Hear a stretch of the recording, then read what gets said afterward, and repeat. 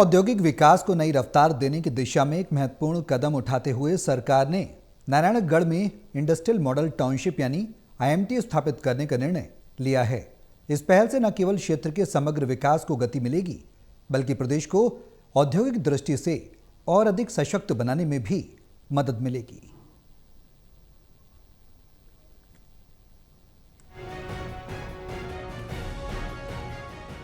मुख्यमंत्री नायब सिंह सैनी से नारायणगढ़ क्षेत्र के किसानों के प्रतिनिधि मंडल ने मुलाकात की और बैठक में हिस्सा लिया। आईएमटी के लिए किसानों से भूमि की दरों में संबंध में विस्तार से चर्चा की गई और किसानों ने सरकार द्वारा तय की गई दरों पर सहमति जताई। इससे आईएमटी के लिए नारायणगढ़ में लगभग 450 एकड़ भूमि उपलब्ध होगी। आईएमटी स्थापना की प्रक्रिया प्रारंभ होने पर किसानों ने मुख्यमंत्री का आभार व्यक्त करते हुए उनका मुंह मीठा कराकर स्वागत किया। मुख्यमंत्री ने किसानों के सहयोग की सराहना करते हुए कहा कि ये कदम क्षेत्र के आर्थिक विकास और रोजगार सृजन में मील का पत्थर साबित होगा। सीएम ने कहा कि अंबाला में पहले से ही आईएमटी विकसित करने का कार्य तेज गति से चल रहा है।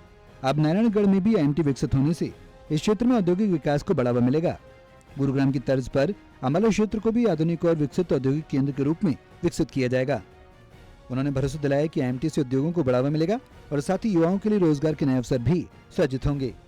सीएम नायब सैनी ने कहा कि उन्होंने बतौर वित्त मंत्री बजट में घोषणा की थी कि प्रदेश में 10 इंडस्ट्रियल मॉडल टाउनशिप स्थापित किए जाएंगे, जिनमें से मानेसर, बावल, रोहतक, फरीदाबाद, सोहना और खरगोदा में पहले ही आईएमटी विकसित किए जा रहे हैं। मिक्सी उद्योग और चिकित्सा उपकरण निर्माण के लिए प्रसिद्ध अंबाला अब 2 नए आईएमटी के माध्यम से अपनी औद्योगिक पहचान को और सुदृढ़ करेगा।